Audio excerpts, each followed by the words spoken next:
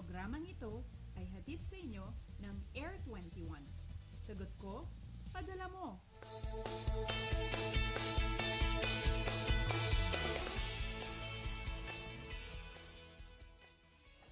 Good morning, Pilipinas! Happy weekends po sa ating lahat. Saturday morning, meaning more time with the family and kids. Kaya naman bangon na tayo ng maaga para masimulan at maagang matapos ang mga gawain today. Samahan nyo na rin kami dito sa Panahon TV para updated kayo sa lagay ng panahon.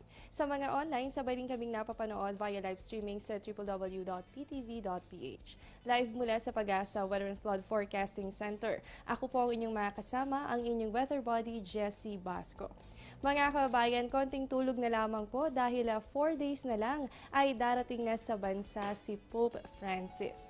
At trivia naman tayo patungkol sa Santo Papa. Ang kasalukuyang Santo Papa po ay may malalim na kaugnayan kay Pope Emeritus Benedict XVI. Ang kapatid niya na ngayon ay naninirahan na sa monasteryo ng Vatican. Anya, he is a man of God, a humble man, a man of prayer. Dagdag pa ni Pope Francis, hindi siya nababahala kahit dalawang Santo Papa ang nasa Vatican.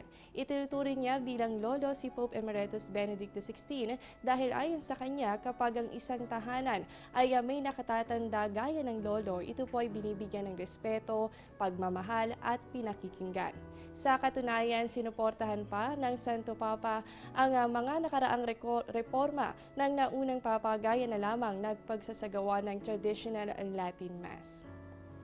At narito naman po magiging itinerary ng Santo Papa para sa kanyang pagbisita sa bansa. January 15, araw po ng Huwebes ay inaasahan ang pagdating ni Pope Francis sa Villamor Air Base 5:45 ng hapon. Kinabukasan, magkakaroon naman po ng welcome ceremony 9:50 ng umaga sa Malacanang Palace. By 10:15 in the morning, magkakaroon naman po ng pagpupulong kasama ang mga otoridad at ang diplomatic corps sa Rizal Ceremonial Hall ng Presidential Palace.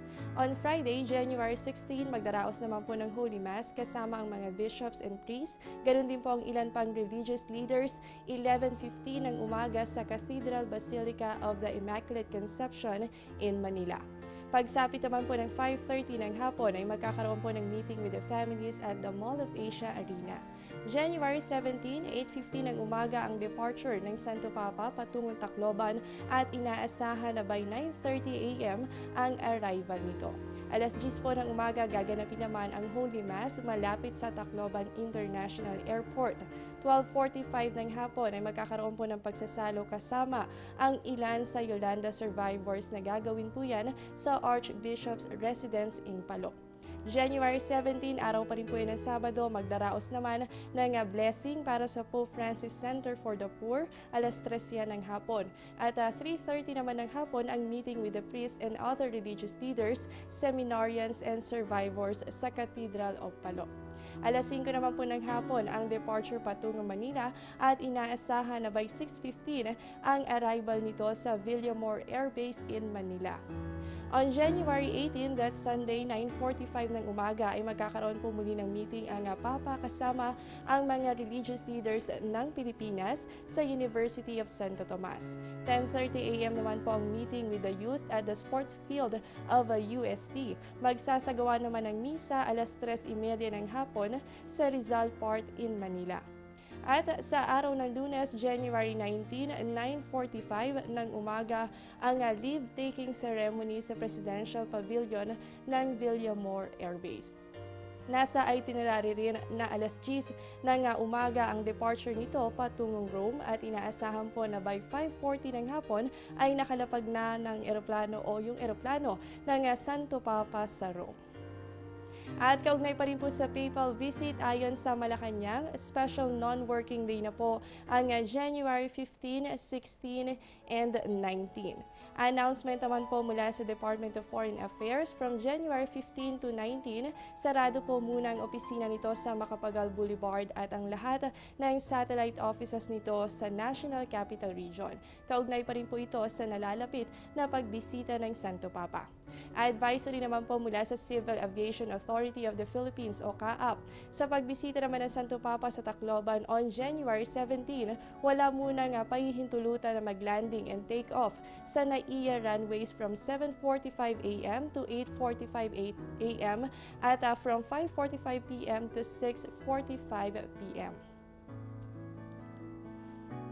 At mga kababayan, alamin naman po natin yung mga weather system na umiral sa bansa nitong mga nakalipas na araw. Base po sa ating weekly weather recap, makikita po natin ang dalawang weather system na umiral sa loob ng ating Philippine Area of Responsibility. Una nga po dyan, ang northeast monsoon na nagsimula po yan araw ng Linggo hanggang kahapon, araw ng Biyernes. At madalas po nito naapektuhan ang Luzon area, kaya naman nakakaranas po ang ilang bahagi ng Luzon ng mga isolated light rains. Kasabay din po nitong umiral ang tail end of a cold front noong Linggo at noong Lunes naman po ay umiral itong tinatawag natin na diffuse tail end of a cold front. At nagbalik po muli ang tail end of a cold front pagsapit po yan ng Martes hanggang nung araw ng Miyerkules. Nagdulot naman po ito ng mga mahihina hanggang sa katamtamang pag-ulan lalo na sa mga lugar na naapektuhan.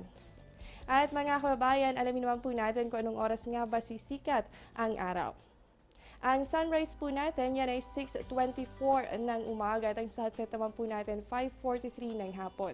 Sa ating moonrise, yan po ay 9:05 ng gabi at ang moonset naman po natin 9:37 ng umaga at yan po ay merong 89% illumination. Sa ating face of the moon, patuloy nating masisilayan ang waning gibbous moon sa ating kalangitan. Ang phase kung kailan ng buwan ay more than half lighted. Nangyayari po ang waning gibbous phase matapos ang full moon at mamayang gabi yan po ay merong 77% illumination. Bagamat malaking bahagi ng buwan ang illuminated, hindi naman ito mapapansin dahil nasa apogee ang buwan. Astronomical term na ang ibig sabihin ay nasa pinakamalayong distansya ang buwan mula sa ating mundo.